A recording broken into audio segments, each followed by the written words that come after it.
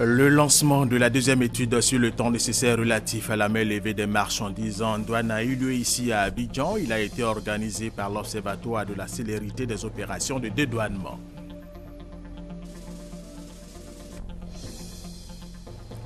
Les fondations de financement des packs et réserves de 17 pays africains étaient ici en conclave à Abidjan. Elles ont réfléchi sur les stratégies à mettre en place pour la recherche de financement des aires protégées en Afrique.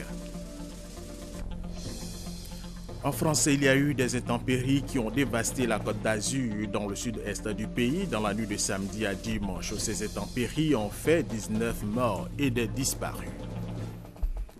Mesdames et messieurs, bienvenue et merci de regarder RTI 1. Et commençons par cette information à l'initiative de son Altesse Royale la Princesse Lala Salma, présidente de la fondation qui porte son nom et qui s'engage dans la prévention et le traitement des cancers. La première dame de Côte d'Ivoire, Madame Dominique Ouattara, présidente fondatrice de Children of Africa, a participé samedi dernier à un dîner gala à Marrakech, au Maroc, sur le thème « Un don pour la vie ». Et ce dîner gala a été organisé pour la construction d'un centre régional d'oncologie situé à environ 200 km de Marrakech.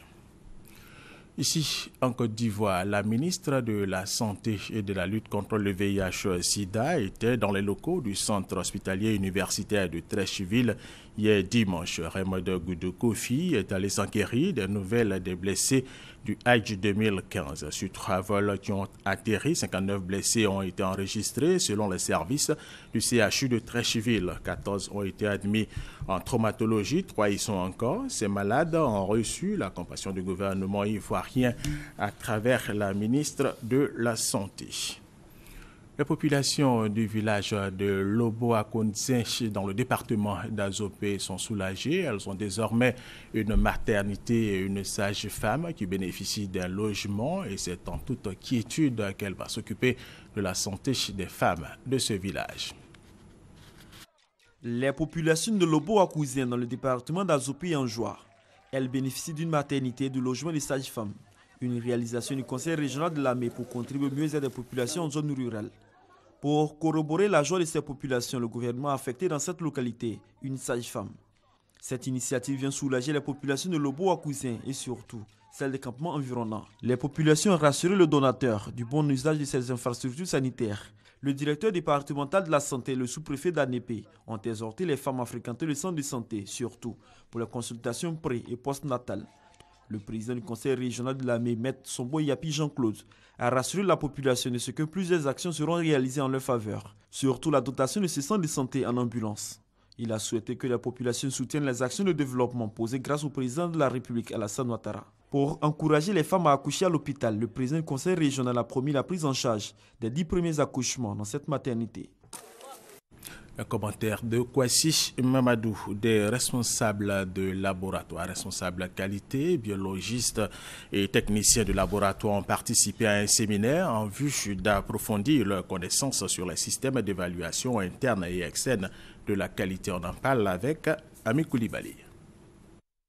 La qualité des analyses médicales en laboratoire est déterminante dans la guérison des malades. Pour effectuer des analyses médicales fiables, il faut des équipements de laboratoire performants et des professionnels outillés, d'où la tenue d'un séminaire de mise à niveau sur l'évaluation interne et externe de la qualité des analyses médicales en laboratoire. Alors, il peut arriver que les résultats d'un laboratoire à l'autre ne soient pas fiables, d'où l'importance effectivement de pouvoir rapprocher les résultats de tout le monde et que tous les laboratoires se concertent pour rendre un même résultat, qui est un résultat fiable. Les examens que nous produisons tous les jours servent au traitement des malades. Si ces résultats sont entachés d'erreurs, c'est sûr que les malades qui ont utilisé ces résultats à travers leurs praticiens risquent de ne pas être bien pris en charge. Donc avec un tel séminaire, qui est une sorte de séminaire de mise à niveau des praticiens, biologistes, techniciens et autres personnels, directeurs de laboratoire, permet de nous recentrer sur le cœur de notre métier, à savoir produire des actes de qualité. Il ne faut pas oublier que la qualité des analyses médicales en laboratoire a un coût. Et puis, un suivi régulier du contrôle de qualité s'avère nécessaire pour confirmer la précision des tests. Le conférencier a dit que le coût n'était pas à la fin, que le coût n'était pas un problème, mais en Afrique c'est un problème. On a le devoir de faire en sorte que quand un résultat est libéré, ce soit le véritable résultat que le patient attend pour que la prise en charge au niveau du médecin, au niveau de sa thérapie soit la meilleure possible. Après la rencontre, ces professionnels des laboratoires vont contribuer à l'amélioration de la santé des populations, bien plus à sauver des vies. Nous vous le disions dans nos titres, le lancement de la deuxième étude sur le temps nécessaire relatif à la mainlevée des marchandises en douane a eu lieu ici à Abidjan. Il a été organisé par l'Observatoire de la célérité des opérations de dédouanement. Vénance Eman Niamia. Améliorer le délai d'obtention de la main levée et accélérer la libération des marchandises en douane. C'est tout l'enjeu de l'enquête qu'organise l'Observatoire de la célérité des opérations de dédouanement au COD. Et ce, dans le cadre de la deuxième étude sur le temps nécessaire à la main levée des marchandises en douane. À l'occasion du lancement de cette enquête, le président de l'ECOD, Diarasouba Valassine, et le colonel Alain Loa Diomandé, président du comité de pilotage de l'étude, ont opéré une visite dans les locaux du bureau Abidjan Port et du scanner. Objectif, constater le démarrage effectif de l'enquête et les dispositions prises par les différents services pour mener à bien cette étude. Cette rencontre a été meublée par un temps d'échange suivi de la remise d'un formulaire d'enquête aux différents chefs de bureau pour les commissionnaires en douane. Ces questionnaires sont destinés aux usagers afin de procéder à leurs opérations sans délai. Ce que nous faisons, c'est dans leur intérêt. S'ils peuvent disposer très rapidement des marchandises, cela signifie tout simplement qu'ils n'auront pas de pénalité de stationnement à prendre en charge. Et dans le même temps, l'autorité aussi arrive à respecter ses engagements, ses objectifs en ce qui concerne la réalisation des objectifs de recettes qui lui ont été assignés. Stratégie de lutte contre la lenteur d'un procédé qui mine la douane. Cette enquête permettra d'influer positivement sur le délai pour obtenir la main levée des marchandises, identifier les difficultés dans la procédure et faire des propositions. Les fondations de financement des packs et réserves de 17 pays africains étaient ici en conclave à Abidjan. Elles ont réfléchi sur les stratégies à mettre en place pour la recherche de financement des aires protégées en Afrique. Doigt de laser. Le financement des aires protégées en Afrique et plus particulièrement en Côte d'Ivoire demeure une préoccupation pour les gouvernants. Pour leur venir en appui, les fondations des parcs et réserves de plus de 17 pays d'Afrique se sont organisées en consortium dénommé CAFé, Consortium africain des fonds environnementaux. Au cours des assises de la 5e Assemblée générale du CAFé, tenue à Abidjan, il était question pour les acteurs du système de renforcer leurs capacités et mettre également en place des stratégies nouvelles pour la recherche de financement auprès des bailleurs de fonds. Les travaux de Abidjan permettront, en partageant les expériences des autres fondations, d'essayer de développer des projets individuels pour chacune des fondations, mais surtout mettre ensemble les idées pour développer des propositions de financement, établir des relations plus étroites entre nos fondations et les opérateurs du secteur privé. Grâce à ces réseaux, nous allons pouvoir mutualiser non seulement nos compétences, faire le point de voir où nous en sommes et voir comment nous faisons pour attirer les capitaux vers nous. Parce que les fondations ont une gestion plus souple, il y a une question de confiance et grâce à cette confiance, on peut plus mobiliser des ressources. Créé en 2011 en Tanzanie, le Consortium africain des fonds environnementaux s'est fixé pour mission de mettre en œuvre des mécanismes novateurs de financement pouvant permettre de mieux gérer les aires protégées et encourager leur conservation. Autre information dans cette édition, la jeunesse de Komboro-Dougou dans la région de Korogo a décidé de participer à la restauration du couvert forestier de sa localité. Elle a procédé à une journée de planting d'arbres. Thérèse Tapeyoboué. Komboro-Dougou est une localité située à 24 km de Korogo. La forêt de cette localité, jadis luxuriante et abondante, est aujourd'hui en nette dégradation sous la menace constante de l'action humaine. Conséquence de cette situation, baisse notable de la pluviométrie, avancée du désert, perturbation du calendrier agricole et baisse de la production agricole. Face à cette situation, les jeunes et les habitants de Komboro-Dougou ont décidé de restaurer le couvert forestier de leur région à travers une action de planting d'arbres. Au total, 200 hectares de parcelles ont été reboisés. Le sous-préfet de Komborodougou et le chef du cantonnement des eaux et forêts de Gagnoa ont salué l'initiative des populations du Komborodougou. Ils ont également exhorté la population à protéger ces plans pour la préservation de la biodiversité de la région. Plus de 300 élèves du primaire issus des quartiers modestes de la commune de Yopougon viennent de voir leurs difficultés allégées en ce début de rentrée scolaire. Ils ont reçu le week-end dernier des kits scolaires, dont de la fondation Karuk, fondation issue des églises évangéliques La Majestueuse. Guillaume Zéré, Vénan Seman, Niamien. Pour cette année scolaire 2015-2016, les choses seront sans doute beaucoup plus faciles pour ces enfants venus de Yaoséi, de Santé, de Feta et de bien d'autres quartiers modestes de la commune de Yopougon. En plus de la prise en charge gratuite de l'État de Côte d'Ivoire, la Fondation Cœur et Cœur leur offre ces 318 kits scolaires d'une valeur de plus de 3 millions de francs CFA. L'objectif de cette action-là, c'est de permettre à ces enfants-là de pouvoir aller en classe aussi sans rougir, pouvoir faire sortir un cahier, un stylo, le minimum en fait pour pouvoir travailler à l'école.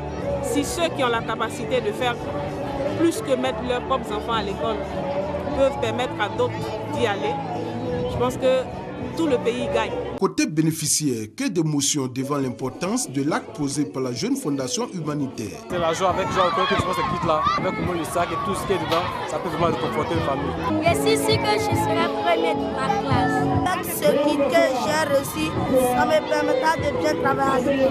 La fondation donatrice est née des églises évangéliques La Majestueuse. Et pour sa présidente, la remise de ce don pour soutenir des familles démunies est aussi un acte spirituel. Ce matin, nous avons vu la joie des enfants, nous avons vu la joie des parents, nous avons vu le soulagement de certains parents. L'église, à la base, c'est celle-là qui prend soin des âmes, c'est celle-là qui apporte le bonheur, c'est celle-là qui apporte la joie. Cette cérémonie des dons ici à Yopougon-Sojefia fait suite à celle de la commune de Dabou. Elle annonce la 5e édition du concert de la vie qui se tiendra le 1er novembre prochain où d'autres actions de la même nature sont annoncées.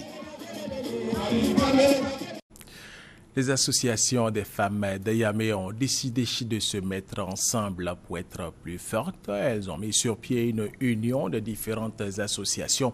Pour l'investiture du bureau de cette union, ces femmes ont choisi la ministre de la Solidarité, de la Famille, de la Femme et de l'Enfant, Anna Désiré Ouleto, comme marraine. C'est dans l'union que l'on bâtit de grandes choses. Cette maxime, les femmes d'Ayamé l'ont bien compris. En créant l'union des associations des femmes d'Ayamé, elles veulent non seulement se donner les moyens d'aller plus loin dans leurs activités, mais aussi traduire la cohésion qui règne entre les différentes communautés vivant dans cette localité. Ensemble, si on demande quelque chose, on peut nous donner, parce qu'on ne peut pas donner aux individus à une seule personne.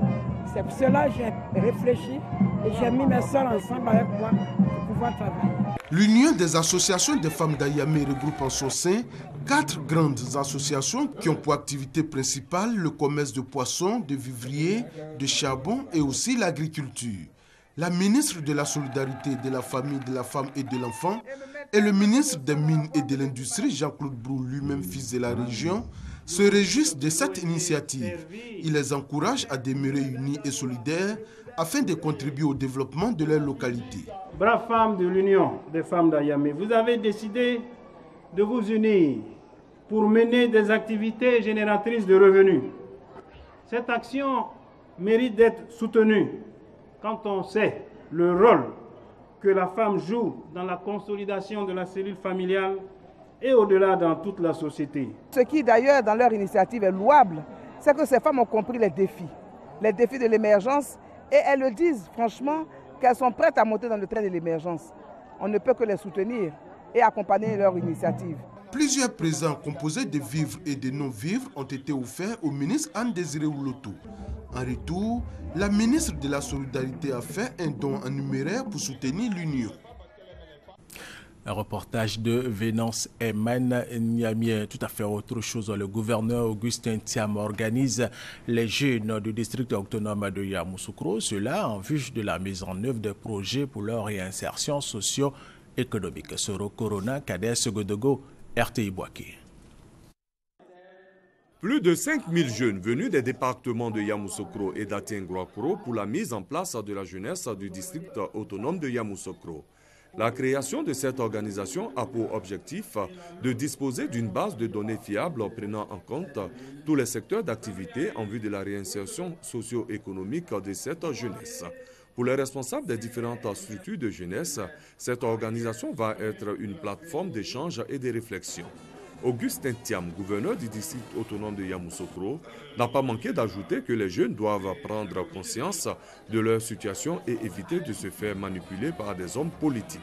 Ensemble, nous allons être un outil de développement, pas un outil politique. J'ai des programmes pour vous, j'ai des projets pour vous, j'ai de l'ambition pour vous. J'ai signé un contrat avec eux. Ils vont embaucher une cinquantaine de jeunes dans leur usine. Soutenant le propos du gouverneur, Jean-Philippe Kwame, parrain de la cérémonie, a exhorté la jeunesse à se regrouper en coopératives et groupements pour bénéficier du soutien financier et technique du gouvernement ainsi que des bailleurs de fonds. Un message de prise en main d'une jeunesse responsable par des projets viables, finançables économiquement pour que chacun d'entre nous puisse se prendre en charge. Vous savez, tant qu'on n'arrive pas à se prendre en charge et qu'on dort chez un tonton, qu'on habite chez l'autre, qu'on n'a jamais compris comment on fait pour payer une facture d'électricité, on peut se faire manipuler par les uns et les autres. Le district autonome de Yamoussoukro est composé des départements de Yamoussoukro et d'Atienguakro. Les populations du village de Zede-Bossichi dans la sous-préfecture de Béoumi ont rendu hommage au président de la République Alassane Ouattara pour avoir électrifié et construit une école primaire dans leur village. Des projets réalisés grâce au programme présidentiel d'urgence PPU. Soro Corona, Charles Tatou, RTI Boaké. L'électricité, facteur de développement, est désormais une réalité dans le village de Zede-Bossi. Les populations souffraient de la non-électrification de leur village. Ce projet cher à la mutuelle de développement des Zede-Bossi a été possible grâce au programme présidentiel d'urgence, PPU. La population reconnaissante au président de la République, Alassane Ouattara, a donc initié une fête de la lumière. Le porte-parole des populations et le président de la mutuelle de développement ont rendu un hommage appuyé au président de la République. Pour avoir un site agréable répondant à cette action, les cadres ont permis le déplacement du village.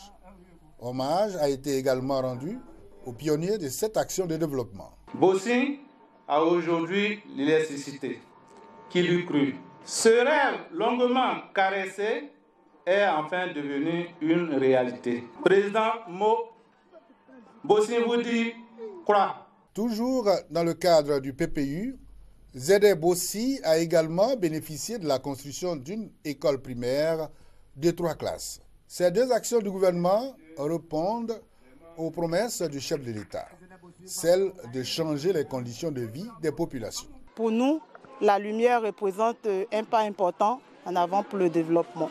Je ne peux que remercier Monsieur le Président de la République pour toutes les actions de développement qu'il mène pour notre village Zede-Bossi. Cependant, la population de Zede-Bossi a encore d'autres préoccupations, à savoir la construction de 3 autres classes, d'une maternité avec un dispensaire intégré et l'adduction en eau potable.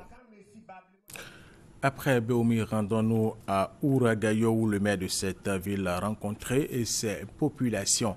Au milieu de cette rencontre, les projets en voie de réalisation en faveur de toutes les couches sociales et l'adoption d'un plan directeur pour la ville. Thérèse Tapeyoboué. Le maire de Ouragayo a décidé de doter sa commune d'instruments de développement, notamment d'un plan directeur. Pour cela, il a sollicité l'expertise et l'expérience du Bureau national d'études et de développement, BNET, pour l'élaboration d'un plan stratégique local et d'un plan d'urbanisme. Cette nouvelle, le maire l'a portée à la connaissance des populations au cours d'une session du conseil municipal. Également portée à la connaissance des populations des projets en voie de finition ou entièrement réalisés. Il s'agit du commissariat de police de la ville, le centre culturel, le préau de Krogoupa, l'école primaire publique Ouragayo 5, la patame du marché de Gros. Le maire, Pierre Dakouri-Tablé, a exhorté ses collaborateurs et les conseillers municipaux au travail pour le développement de la ville. L'organisation non gouvernementale ACA a choisi la commune d'Abobo pour sa caravane pour la paix en Côte d'Ivoire. Cette caravane dénommée Carapé va sillonner le district d'Abidjan et les 31 régions du pays en vue de sensibiliser les Ivoiriens et les acteurs politiques à la culture de la paix durant cette période électorale. Doigt des lasers. Le rond-point de la mairie d'Abobo a servi de cadre pour le point de départ de la caravane de la paix initiée par l'ONG ACA. Et c'est la nouvelle gare routière qui va abriter les festivités du lancement de cette caravane dénommée Carapé avec pour slogan « Nul n'a le droit de vivre heureux tout seul ». Occasion pour Kosea Tamia, présidente de cette ONG et reine-mère de la région du Zanzan, d'inviter les acteurs politiques à maintenir la flamme de la paix durant cette période électorale. La caravane de la paix va nous permettre non seulement de créer une cohésion en notre sein, la fraternité et d'envisager un pays émergent, un pays qui a un projet, un pays qui se soucie des enfants, de la famille et beaucoup d'autres choses. Donc notre objectif par rapport à la caravane de la paix, c'est de maintenir la paix et de poursuivre la paix, même après les élections, pendant les élections et des autres élections qui arrivent encore. Les acteurs de la société civile et des organismes internationaux se sont impliqués dans cette caravane. C'est le cas de l'ONU Femmes qui a souligné l'importance de cette initiative qui permet de faire la promotion de la paix en Côte d'Ivoire. Nous voulons montrer que la Côte d'Ivoire espère rompre avec toute forme de violence à l'égard des hommes et des femmes de manière générale, mais surtout la violence faite aux femmes et aux filles. Après Abobo, la caravane de la paix va sillonner les autres communes du district d'Abidjan et les 31 régions du pays. Un projet d'appui à la promotion du leadership féminin vient d'être mis sur pied. L'initiative de la MACOM, structure d'appui et conseil aux collectivités territoriales et organisations de la société civile. Nos Sangaré, commentaire Vénance Eman Niamien. La gente féminine constitue plus de 50% de la population ivoirienne. Elle est reléguée au second plan dans les prises de décision. Les femmes occupent rarement les postes de responsabilité dans les instances dirigeantes du pays et au sein des partis politiques. Ce constat est de l'ONU Femmes, pour qui cette sous-représentativité constitue un frein à la démocratie et à l'égalité des sexes. Pour faire face à cette situation, un projet d'appui à la promotion du leadership féminin est initié par la MACOM, mission d'appui à la conduite d'opérations municipales. Notre objectif à court terme, c'est que nous comptions assez de maires et assez d'élus femmes au Parlement de Côte d'Ivoire, à l'instant des autres pays comme le Rwanda ou le Sénégal. La Côte d'Ivoire est un pays majeur, nous sommes leaders d'une sous-région et nous voudrions étendre l'émergence en 2020. Il faille que la promotion de la femme soit un indicateur clair à atteindre. 4 partis politiques sont retenus pour la phase pilote de ce projet. Il s'agit du RDR, du FPI, du PDCI et de l'UDPCI. Ils devront réfléchir sur les stratégies à mettre en place en vue d'accroître la représentativité des femmes dans les instances de décision et de gouvernance. Faire la promotion de la femme, c'est même concourir à donner les conditions d'évolution de la société parce que c'est la femme qui apporte toute l'éducation à l'homme depuis son petit âge jusqu'à ce qu'il devienne adulte. Donc si la femme n'est pas prise en compte dans tout ce qui se fait, je pense que ça ne peut pas favoriser le développement. Ce projet est financé à plus de 27 millions de francs CFA par l'ONU Femmes, une entité des Nations Unies pour l'égalité des sexes et l'autonomisation des femmes. La durée du projet est de 12 mois. Et c'est un commentaire plutôt de Patricia Omo-Etia. À l'initiative du Conseil fédéral des Tidjanistes de Côte d'Ivoire, les musulmans se sont réunis samedi dernier pour prier pour la paix. Cette cérémonie a été marquée par la lecture intégrale du Saint-Coran. Invoquez-moi et je vous répondrai, dit Allah dans le Saint-Coran. Faisant sien ce verset coranique, les adeptes de la Tidjania se sont adonnés à un intense moment d'adoration à Yopougon. Moment essentiellement marqué par 7 lectures intégrales du Saint-Coran, puis 313 prières sur le prophète Mohammed, prononcées par chaque fidèle participant. Ajoutez à cela bien d'autres invocations. Dans cette intention de recherche de paix pour toute la Côte d'Ivoire, mais surtout pour ces moments cruciaux et très glissants, nous pensons que nous n'avons pas mieux que le prophète Mohammed sallallahu alayhi wa sallam afin de prier la paix pour le pays.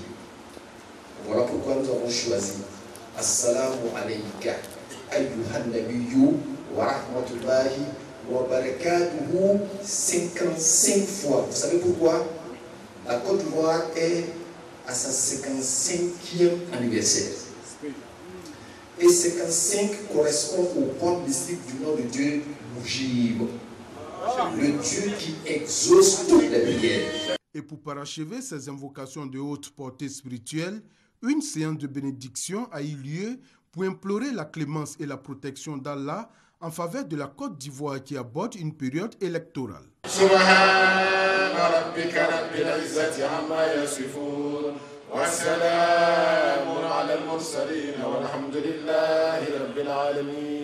Cette séance de prière pour une paix durable en Côte d'Ivoire est une initiative du COFETSI, le Conseil fédéral des Tidjanites de Côte d'Ivoire. Dans Niamey, la Chambre de commerce et d'industrie de Côte d'Ivoire veut prendre une partie au 8e jeu de la francophonie qui se tiendront du 21 au 30 juillet 2017 ici à Abidjan. Une convention tripartite a été signée entre cette Chambre, la Commission internationale et la Commission nationale des jeux de la francophonie. Konaté Moussa. Abidjan, ville hôte des 8e Jeux de la francophonie du 21 au 30 juillet 2017. Un événement de portée internationale qui va offrir d'énormes opportunités aux entreprises locales. Consciente de cet enjeu, la Chambre de commerce et d'industrie de Côte d'Ivoire signe donc une convention avec les commissions nationales et internationales des Jeux de la francophonie. Objectif, bénéficier des retombées économiques de ces Jeux.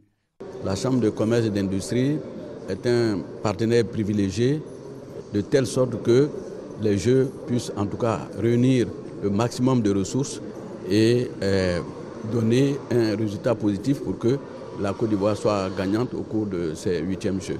Les 8e Jeux de la francophonie vont mobiliser plusieurs acteurs de pays africains dans le domaine des arts, de la culture, du sport et bien d'autres activités. Les entreprises locales ont donc un rôle important à jouer pour la réussite de l'événement. C'est fondamental, comme vous savez, un événementiel de cette envergure qui va mobiliser 80 pays, 4000 jeunes. Nous attendons 500 millions de téléspectateurs sur les 5 continents. C'est pratiquement pas moins de 22 milliards de francs CFA qui vont être investis. Donc c'est tout à fait normal que nous cherchons à faire participer des partenaires. Aujourd'hui, les Jeux ont aussi un aspect économique. Il faut qu'après les Jeux, il y ait des retombées. Le Premier ministre, avec tous les membres du comité de pilotage, ont décidé que le patronat et la Chambre de commerce soient des points forts pour atteindre cet objectif économique. La Chambre de commerce et d'industrie de Côte d'Ivoire a déjà offert une salle bien équipée installée à son siège au plateau à la commission d'organisation des 8e Jeux de la francophonie. Une conférence de presse vient de se tenir à Marcory Zone 4 pour annoncer les événements cinématographiques qui débuteront bientôt en Côte d'Ivoire. Et sachez que le ministère de la Culture veut redynamiser la filière du cinéma dans notre pays. Franck Quadio. Le 3e trophée francophone du cinéma bientôt à Abidjan. 31 films cinématographiques des pays membres de la francophonie et de l'Algérie seront en compétition. L'événement est organisé par l'Association des trophées francophones du cinéma. Il débutera le 23 novembre. Les lauréats seront connus le samedi 5 décembre 2015 au Palais de la Culture d'Abidjan. 21 films de long métrage de fiction, 5 films de long métrage documentaire, 5 films de court métrage. Il y a un ministre de la Culture qui se bouge, vous avez le patron de la RTI qui y croit. Tous ces gens-là nous ont dit si vous venez chez nous, nous on vous accueille et on va pouvoir faire quelque chose de formidable. Le cinéma pour mieux véhiculer les idéaux de la francophonie. Au niveau de la tutelle, l'initiative est appréciée. Le premier constat qui a été fait à la salle de Majestic à l'Hôtel d'Ivoire nous édifie. Donc le cinéma attire. Cette édition qui va accueillir plus de 20 films en compétition et qui va en même temps amener tous des événements associés avec des projections dans les différentes communes d'Abidjan, mais également à l'intérieur du pays. Ça fait très plaisir que ça se passe ici en Côte d'Ivoire. C'est comme un rêve qui commence à se réaliser. La liste officielle des nominations sera publiée le lundi 21 septembre 2015 sur le site www.trophée-francophone-org et la cérémonie de remise des trophées diffusée sur les antennes de la RTI et sur TV5 Monde. En France, il y a eu des intempéries qui ont dévasté la belle Côte d'Azur dans le sud-est du pays dans la nuit de samedi à dimanche. Ces intempéries ont fait 19 morts. Des personnes sont toujours portées disparues. Les recherches se poursuivent. Et c'est la fin de cette édition. Merci de l'avoir suivi. Restez avec nous sur RTI 1.